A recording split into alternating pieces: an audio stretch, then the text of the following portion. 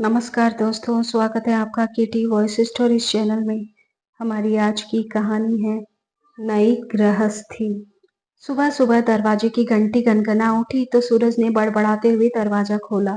सामने देखा तो दो पुलिस वाले डंडा लिए खड़े थे, जिन्हें देखकर उसकी सर्दी में भी पसीने छूट गए। पुलिस वाले आराम से आकर सोफे पर बैठ गए और सूरज को एक लिफाफा पकड़ा दिया। सूरज ने जैसे ही लिफाफा खोलकर पढ़ा, उसकी आंखें तो फटी की फटी ही रह गई। अरे, कौन है छोटे? और यह आंखें फाड़कर कागज को क्या देख रहा है? जैसे ही बड़े भाई की नजर पुलिस वालों पर पड़ी, तो उसके साथ साथ दोनों बहुएं भी सन्न रह गई। सूरज ने चुपचाप लिफाफा अपने बड़े भाई के हाथ में पकड़ा दिया, जिसे देखकर वह तीनों की भी आंखें फैल कर बड़ी बड़ी हो गई थी। सूरज भागकर मम्मी पापा के कमरे में गया तो देखा वहां पर वह थे ही नहीं। यह देखकर चारों के चेहरे का रंग बदलने लगा था। सूरज ने अपनी पत्नी को पुलिस वालों की खिदमत करने का इशारा किया, ताकि उनका थोड़ा ध्यान भटक जाए। इधर उधर देखा तो आनंद जी और कमला जी बड़े आराम से बैठकर चाय की चुस्कियां ले रहे थे। उनको देखते ही तीनों बेटे बहुएं उनके पैरों में गिरकर माफी मांगने लगे। पापा, हमें माफ कर दीजिए। आज के बाद हम लोग आपके साथ कुछ भी नहीं करेंगे। आनंद जी मुस्कुराकर बोले, अब आए ऊंट पहाड़ के नीचे। कमला जी दृढ़ संकल्प होकर बोली, वह तो तुम अब वैसे भी कुछ नहीं कर सकते हो, पर हमारा फैसला अटल है। तुम लोगों ने जो हमारे साथ किया, उसे इतनी जल्दी कैसे भूलकर तुम्हें माफ कर दे? तुम भूल गए होंगे, पर हमें एक एक बात याद है। उसे कैसे भूल जाएं कि तुमने किस तरह से मुझे और अपने पापा को कहते कहते उनकी आंखें भर आई और अपने बीते हुए कल में खोई चली गई। अजी सुनते हैं, आपने सुना हमारे आयु वर्ग के कुछ लोग अपनी सोसाइटी से चारों धाम की यात्रा पर जा रहे हैं। कितना वक्त हो गया है, हम भी कहीं एक साथ नहीं गए हैं। जब तक आप नौकरी करते थे, 2-3 साल में एक बार पोस्टिंग के बहाने, फिर पोते पोतियों से मिलने के बहाने हम कहीं ना कहीं आया जाया करते थे। अब तो इस चार दीवारी के अंदर बंद होकर रह गई हूँ। क्या पत्नी के प्रति आपका फर्ज बस तब तक ही था जब तक आप नौकरी करते थे? कमला जी अपने पति आनंद जी से बोल रही थी। आनंद जी बोले, किसने कहा भाग्यवान? मैं बस सेवानिवृत्त हुआ हूँ। देश के लिए मैंने अपनी जिम्मेदारी निभा ली, पर तुम्हारी जिम्मेदारी तो मैं अपनी आखिरी सांस तक निभाऊंगा। ऐसे ही लोग नहीं कहते हैं कि फौजी अपनी पत्नी से बहुत प्रेम करता है। कमला जी बोली, बस बस, ज्यादा हवा में मत उड़ो। फौजी तक ही आपकी चली, बच्चों के सामने पता नहीं आपको क्या हो जाता है। इतना कहकर कमला जी उदास हो गई। आनंद जी बोले, बस इतनी सी बात, तुम उदास मत हो। अभी हम टहलने के लिए जब पार्क में जाएंगे, तो उन लोगों को अपनी भी सहमति दे देंगे। इतना सुनते ही कमला जी का चेहरा फिर से खिल उठा। आनंद जी के दो बेटे बहू पोते पोती भरा पूरा परिवार था। सब एक साथ रहते थे। फौजी के रिटायर होने के बाद आनंद जी को बेटों ने साथ रहने के लिए कहा, तो वो खुशी खुशी दोनों दंपति मान गए। आखिर पूरा जीवन जिन बेटों के नाम किया, उनके साथ रहने का मौका जो मिल रहा था। शाम के 5:30 बज रहे थे। दोनों बेटे दफ्तर में थे, बहुएं आराम कर रही थी, तो दोनों दंपति नीचे पार्क में टहलने के लिए निकल गए और साथ में विचार करके यात्रा पर जाने वाले को अपनी सहमति दे दी। 1-2 घंटे बाद जब अंधेरा होने लगा, तो दोनों घर लौटे। तब तक दोनों बेटे भी आ चुके थे। सब मिलकर एक साथ चाय पी रहे थे। तभी आनंद जी अपनी यात्रा के लिए करीब 1-1.25 लाख खर्च की बात बेटे बहू को बताते हैं। दोनों बेटे सकते में आ गए। बड़ा बेटा सूरज बोला, पापा इस महीने तो बहुत खर्च हुआ है। बच्चों का एडमिशन, बुक्स, यूनिफॉर्म और हॉस्टल का खर्चा। इस महीने तो मुझसे नहीं हो पाएगा। आप छोटे से बात कर लीजिए। तभी बड़ी बहू सोनी बोली, पैसे खर्च करने की जरूरत भी क्या है? सर्विस पीरियड में आप पूरी दुनिया घूम चुके हैं। बस घूमने को बचा ही क्या है फिर? क्यों जाना? छोटा बेटा राहुल बोला, पापा मेरी तो हालत तो और खराब है। मेरे बच्चे तो छोटे हैं, उन पर तो और भी खर्च होता है। मुझसे तो बिल्कुल नहीं हो पाएगा। मुझे माफ कर दीजिए। छोटी बहू ने भी झट से बड़ी बहू की हाँ में हाँ मिलाया और अपना पल्ला झाड़ लिया, जिसे देख दोनों दंपति बहुत हैरान हुए। तो दोनों बेटों ने कहा, पापा आपकी बहू ही सही तो कह रही है। बाहर जाकर कहीं चोट वोट लग गई तो हमारे लिए तो आफत हो जाएगी। माँ को जो समझ में आता है वही कहती है। आप इतने समझदार होकर ऐसी बातें कर रहे हैं। जरा तो सोचिए इस बात पर। इस बार का ट्रिप ड्रॉप कर दीजिए और पास के मंदिर में रोज जाया कीजिए। कौन मना करता है? निराश आनंद जी कमला जी का हाथ पकड़कर अपने कमरे में चुपचाप चले गए। उधर दोनों बहुएं पति से कहने लगी, बुढ़ापे में आपके पिता को घूमने का शौक खत्म नहीं हुआ है? अरे अगर घूमना ही था तो फिर से कहीं नौकरी कर लेते। गार्ड की नौकरी तो मिल ही जाती। पर नहीं, आराम करना है और पैसे लुटाने हैं। दूसरी बोली, शौक तो देखो बुढ़ापे में। चारों धाम का नाम लेकर ना जाने कहाँ कहाँ मटर गश्ती करनी है।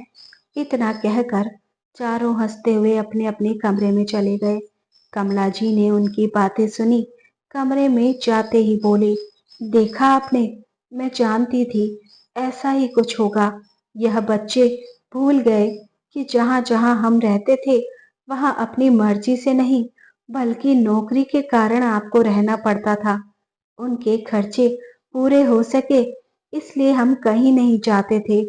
पूरा जीवन तो इन पर न्यौछावर कर दिया और आज हमारे खर्चों का हिसाब लगाने लगे।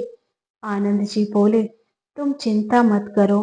तुम्हारा यह सपना मैं टूटने नहीं दूंगा।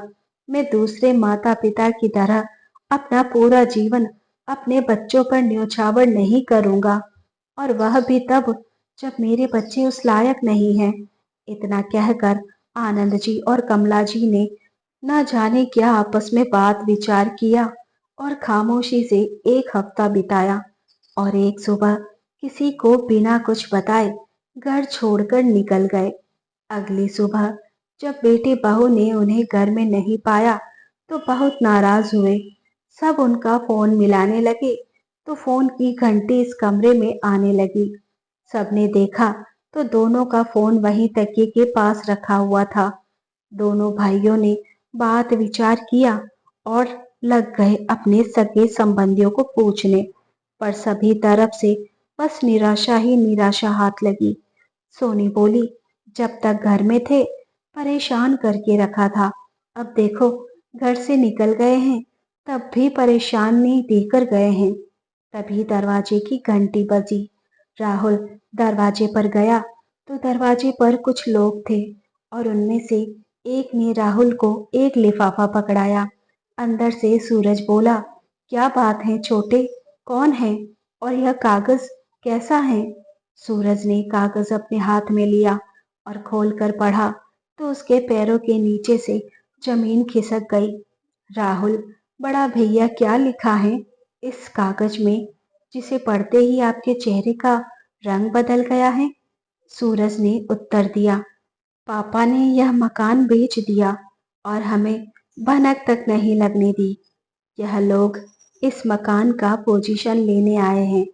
दोनों बहुएं संयुक्त स्वर में बोली, क्या?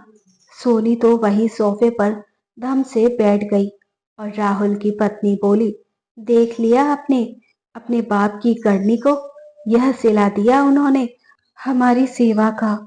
हमें तो बेघर ही किया, अपने पोते पोतियों के बारे में भी नहीं सोचा। हे भगवान, अब हम बच्चों को लेकर कहाँ जाएंगे? सूरज उन सभी आगंतुकों को अंदर बुलाता है, बीवियों को चाय पानी के लिए इशारा करता है, फिर अपनी पूरी बात उन्हें समझाने की कोशिश करने लगता है। उनमें से एक वकील बोला, यह सब बात हमसे करने का क्या फायदा है? पिछले हफ्ते आपके पिताजी हमारे क्लाइंट, जो कि एक प्रॉपर्टी डीलर है, उसके पास आए थे। उन्होंने उनकी सोसाइटी में एक 2 BHK फ्लैट ग्राउंड फ्लोर पर बुक करने और इस घर को बिकवाने की बात की थी। वह एक प्रॉपर्टी डीलर बाहर से ही मुआयना करके चला गया। उन्हें वो मकान पसंद आ गया। उन्होंने 1 हफ्ते के अंदर इस मकान को खरीद लिया और उन्हें उसे जमुना विहार समिति में एक 2 BHK फ्लैट दे दिया। सारी कार्यवाही करने के बाद जितने भी पैसे बचे थे वह आनंद जी के अकाउंट में जमा कर दिया गया था। आज ही उन्होंने पोजीशन लेने की बात कही थी, क्योंकि कल उन्हें 4 धाम की यात्रा पर निकलना है। सोनी बोले, आप ऐसा कैसे कर सकते हैं? अरे, इस घर को अगर हम आपको दे देंगे तो हम कहाँ जाएंगे? वकील बोला, देखिए, हमसे उलझने की जरूरत नहीं है। वैसे भी उन्होंने कहा है, उनके कमरे का जितना भी सामान है उनके नए फ्लैट में शिफ्ट किया जाएगा। तो हम भी अपनी कार्यवाही पूरी करके इस घर पर अपना अधिकार कर सकते हैं। हम आपकी परेशानी समझ सकते हैं, इसलिए आज बस आनंद जी का सामान ले जा रहे हैं। आपको आज रात तक का समय दे रहे हैं। कल फिर हम इसी समय पर आएंगे। पर याद रखिएगा, कल हम अकेले नहीं बल्कि पुलिस के साथ आएंगे। सूरज सर पकड़कर बैठ गया। सोनी बोली, इस तरह से हार मानने से यह कुछ नहीं होगा। वह हमारे साथ ऐसा नहीं कर सकते हैं। सूरज बोला, यह घर उनका था, वह जो चाहे कर सकते हैं। गलती हमारी ही है, हमने ही कुछ ज्यादा शक्ति कर दी थी। हम यह भूल गए कि पापा एक फौजी हैं, कानून वो भी जानते हैं। राहुल की पत्नी बोली, जेठ जी, अब हम क्या करेंगे? कहाँ जाएंगे हम? हमारे पास तो कोई ठिकाना भी नहीं है। सूरज बोला, अब कोई चारा नहीं है। चलो पापा से ही बात करते हैं। उसने नई समिति का पता तो दिया ही था। सब मिलकर उनसे बात करते हैं। इतना कहकर सब एक साथ निकल पड़े। दरवाजे की घंटी बजी। एक लड़के ने दरवाजा खोला। जैसे ही सूरज अंदर आने लगा, लड़का बोला, अरे, कहाँ घुसे आ रहे हैं? पहले बताइए कि किनसे मिलना है? सूरज ने कहा, पापा को बुलाओ। लड़का हैरानी से देखता है। सोनी बोली, बोल तो ऐसे रहे हो जैसे आपके पिता कहीं के धन्ना सेठ हो। अरे, नाम बताओ। सूरज बोला, आनंद कुमार से मिलना है। लड़का बोला, अच्छा, आप लोग यहीं रुकिए, मैं अभी साहब को बुलाता हूँ। फिर वह अंदर गया। आनंद बाबू बाहर आए और बोले, कौन आया है भाई? अपने ही बेटों को देखकर उनके चेहरे पर थोड़ी भी हैरानी नहीं थी, मानो वह जानते थे कि वे लोग जरूर आएंगे। राहुल पिता के पैर पकड़ते हुए बोला, पापा, आपको तरस नहीं आया हमारे छोटे छोटे बच्चों के उनके घर से उन्हें बेघर करते हुए? सूरज बोला, पापा, हमने क्या कुछ नहीं किया आपके लिए, पर आपको जरा सा भी तरस नहीं आया? भला ऐसा कोई अपने बेटों के साथ करता है? कमला जी सामने वाले कमरे में अपने जाने की तैयारी कर रही थी और सामानों को ठीक कर रही थी। तभी सोनी ने अपनी देवरानी को इशारा किया और दोनों जाकर कमला जी के पैरों में लटक गई और रोने धोने लगी। बेटी की आवाज कमला जी के कान में पड़ी तो वह बहू को एक किनारे करके बाहर निकली। आनंद बाबू कुछ कहते हैं उससे पहले ही कमला जी बोली, बहुत कर लिया तरस बेटा, अब तुम लोगों पर तरस बिल्कुल नहीं आता। तरस का ही परिणाम था कि अपने रिटायरमेंट का सारा पैसा इन्होंने तुम लोगों के बच्चों पर लगा दिया। पूरा जीवन तुम दोनों के लिए पसीना बहाते रहे। हमें तो अपनी जिंदगी जीने का मौका ही नहीं मिला। पहले तुम लोगों का ख्याल रखा, रिटायरमेंट के बाद तुम लोगों के बच्चे का ख्याल रखा।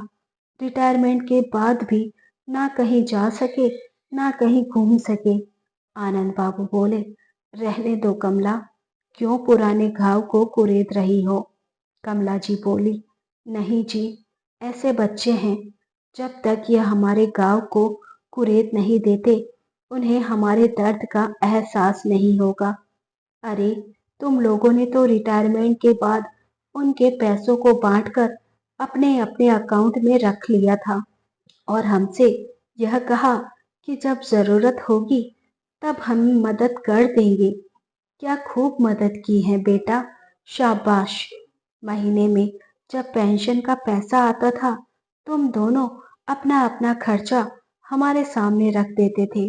अपनी कमाई का तो कभी हिसाब ही नहीं देते थे, पर अपने पापा की पेंशन के पैसे का भी हिसाब रखते थे। सोनी बोली, मम्मी जी, यहाँ पैसों की नहीं घर की बात हो रही है। कमला जी बोली, तुम तो चुप ही रहो, तुम भूल रही हो मकान हमारा है और हमारा था, तुम दहेज में लेकर नहीं आई थी। हमारी मर्जी हुई, हमने अपना घर बेच दिया। राहुल बोला, माँ, आपने हमारे बारे में नहीं सोचा। कमला जी बोली, बेटा, हमने अपने बच्चों को पढ़ाया लिखाया, उनकी शादी की। अब तुम जानो और तुम्हारे बच्चे जाने, क्योंकि तुम्हारे बच्चों के बारे में सोचने की जिम्मेदारी हमारी नहीं है। अब तुम लोग जाओ यहाँ से, हमें जाने की तैयारी भी करनी है। नया घर है, हम नहीं चाहते इस घर में कोई अपशगुन हो। सब जाने लगे तो सोनी बोली, मम्मी जी, आपने सही नहीं किया, आखिर हमारे बाद आपका है ही कौन। कमला जी हंसकर बोली, अरे हाँ, तुम लोगों को एक बात बताना तो हम भूल ही गए थे। बच्चे आश्चर्य से देखने लगे तो कमला जी बोली, एक संस्था में हमने अपनी मृत्यु के बाद के कार्यक्रम जैसे कंधे, चंदन की लकड़ी, कफन, सभी चीजों की बुकिंग करवा दी है। कुछ सीमित रिश्तेदार होंगे और भोज का भी प्रबंध हो जाएगा। जब जीवित रहते तुम लोग हमारे काम ना आए तो मरने के बाद भी हम तुमसे कोई अपेक्षा नहीं रखते हैं। जाओ, खुश रहो और वापस लौटकर कभी मत आना, क्योंकि हमें भी अपनी नई गृहस्थी बसानी है। अब गृहस्थी बसाने की कोई उम्र तो होती नहीं है। इतना तो तुम बच्चों ने हमें सिखा ही दिया है। इतना कहकर कमला जी ने अपना मुंह फेर लिया। बेटे बहू का मुंह खुला का खुला ही रह गया था। उन्होंने सोचा भी नहीं था कि चुप रहने वाली उनकी माँ उन्हें 440 वॉट का झटका दे जाएगी। आनंद बाबू पत्नी के पीछे पीछे समझाने चले गए। कमला जी एक ना मानी, वह अपने फैसले पर अडिग रही और बोली, मेरे पीछे पीछे मत घूमिए, थोड़ी मेरी मदद कीजिए। अरे, अब हमारी नई गृहस्थी बसानी है, चलिए बताइए, यहाँ से फूलदान कैसा लगेगा। अब भले ही उस घर में वह दोनों ही रहते थे, पर हर कोने में खुशियां ही खुशियां होती थी। नई यादों को बसाने के लिए नई शुरुआत की कोई उम्र नहीं होती है। आपको यह कहानी कैसी लगी? अपने अनुभव और विचार कमेंट द्वारा हमारे साथ साझा करें। कहानी पसंद आई हो तो इसे लाइक, शेयर और चैनल पर नए हैं तो सब्सक्राइब करें। मिलते हैं जल्दी नई कहानी के साथ। धन्यवाद।